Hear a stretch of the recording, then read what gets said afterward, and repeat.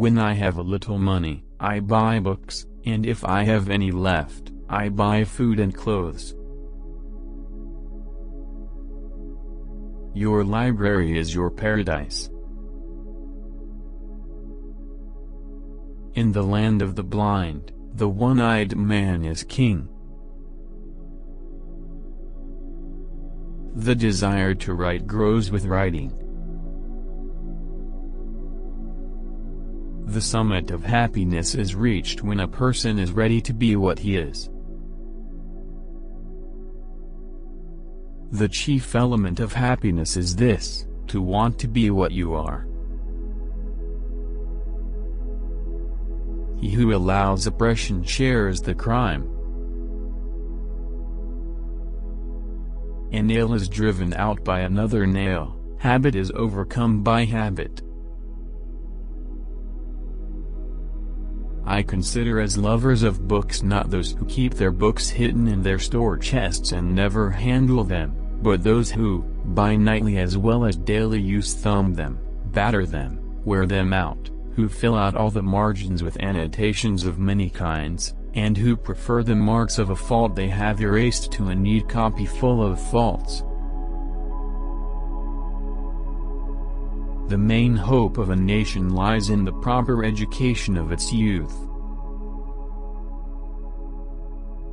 War is delightful to those who have had no experience of it. Give light, and the darkness will disappear of itself. Before you sleep, read something that is exquisite, and worth remembering.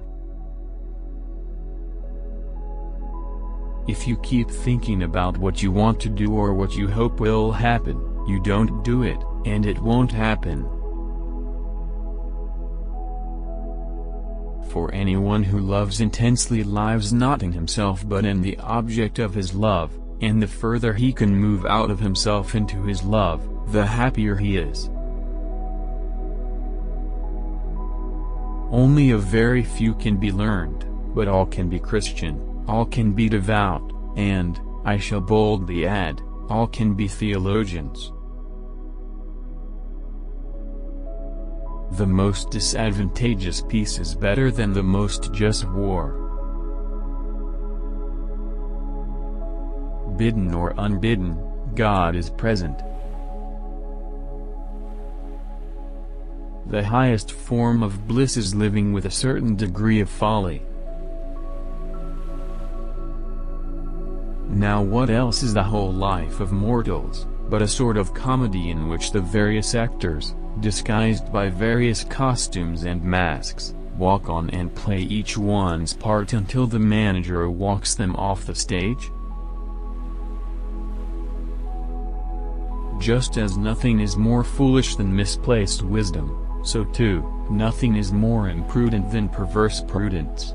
And surely it is perverse not to adapt yourself to the prevailing circumstances, to refuse to do as the Romans do, to ignore the party-goer's maxim take a drink or take your leave, to insist that the play should not be a play. True prudence, on the other hand, recognizes human limitations and does not strive to leap beyond them.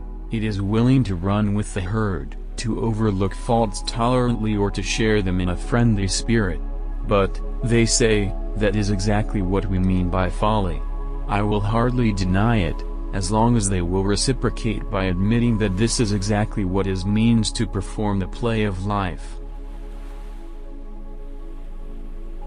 Everybody hates a prodigy, detests an old head on young shoulders. A good portion of speaking will consist in knowing how to lie. At last concluded that no creature was more miserable than man, for that all other creatures are content with those bounds that nature set them, only man endeavors to exceed them.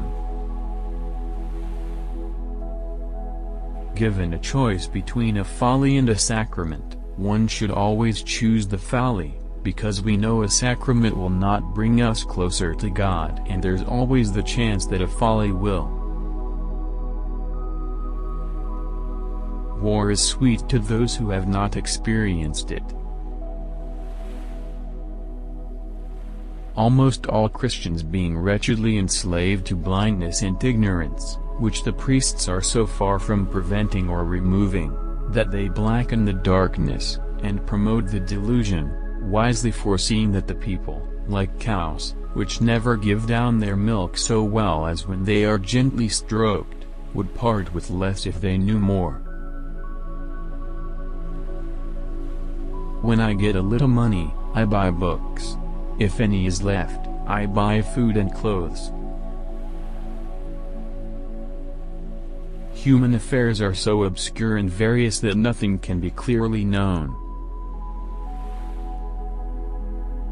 It is a sneaking piece of cowardice for authors to put feigned names to their works, as if, like bastards of their brain, they were afraid to own them.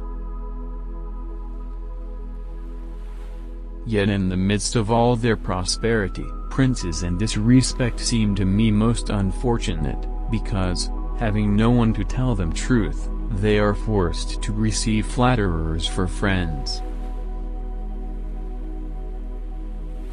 By burning Luther's books you may rid your bookshelves of him, but you will not rid men's minds of him.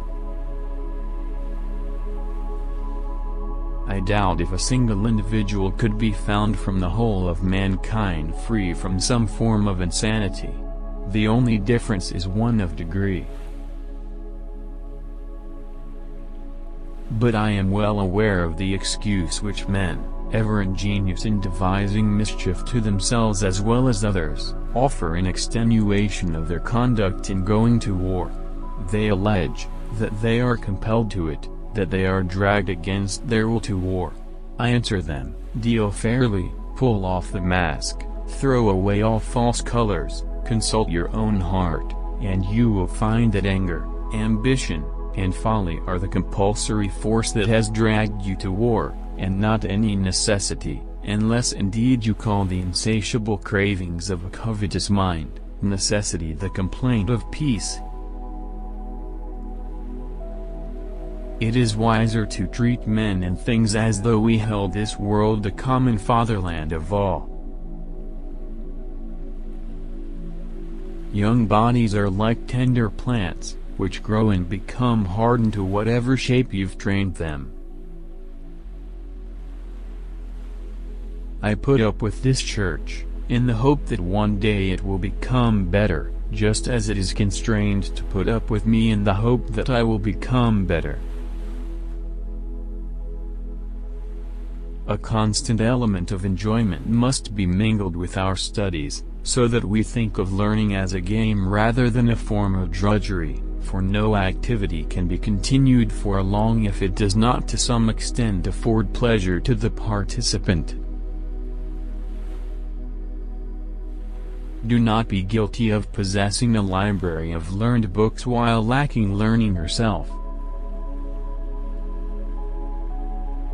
The Stoics define wisdom to be conducted by reason, and folly nothing else but the being hurried by passion, lest our life should otherwise have been too dull and inactive. That Creator, who out of clay first tempered and made us up, put into the composition of our humanity more than a pound of passions to an ounce of reason, and reason he confined within the narrow cells of the brain, whereas he left passions the whole body to range in.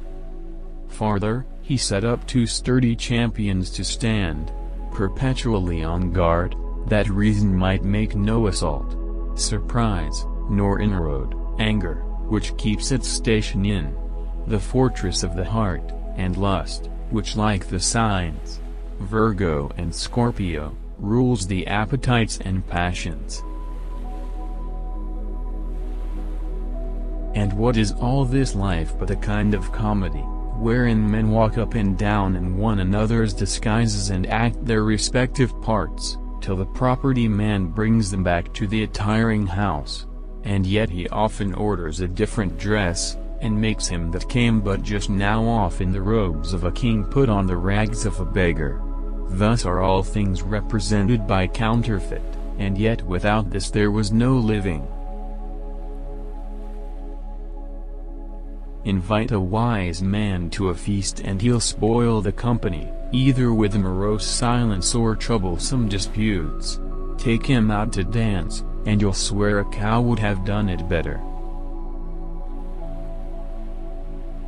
Again, what city ever received Plato's or Aristotle's laws, or Socrates' precepts? But the working of miracles is old and outdated, to teach the people is too laborious, to interpret scripture is to invade the prerogative of the schoolmen, to pray is too idle, to shed tears is cowardly and unmanly, to fast is too mean and sordid, to be easy and familiar is beneath the grandeur of him, who, without being sued to and entreated, will scarce give princes the honor of kissing his toe. Finally, to die for religion is too self-denying, and to be crucified as their Lord of life, is base and ignominious. Is there anywhere on earth exempt from these swarms of new books? Even if, taken out one at a time, they offered something worth knowing, the very mass of them would be an impediment to learning from satiety if nothing else. There are some people who live in a dream world, and there are some who face reality, and then there are those who turn one into the other. Power without goodness is unmitigated tyranny, and without wisdom it is destruction, not government. How do you like our England, you will say? Believe me when I assure you that I have never liked anything as much before. And so when the whole man will be outside himself, and happy for no reason except that he is so outside himself, he will enjoy some of the ineffable share in the supreme good which draws everything into itself. For what benefit is beauty, the greatest blessing of heaven, if it be mixed with affectation?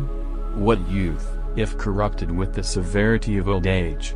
Lastly, war is very sweet to those who have never tried it.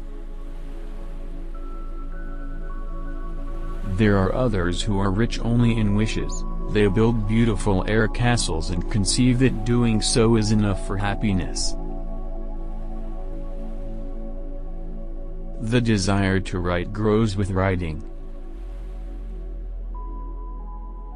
Turn the pages of history and you will always find the morality of an age reflecting the life of its prince. Do but observe our grim philosophers that are perpetually beating their brains on knotty subjects, and for the most part you'll find them grown old before they are scarcely young.